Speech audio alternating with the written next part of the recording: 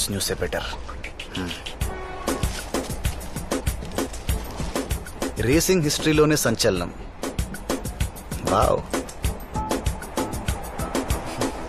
27 ఏళ్ల racer track మీదే accident అయ్యి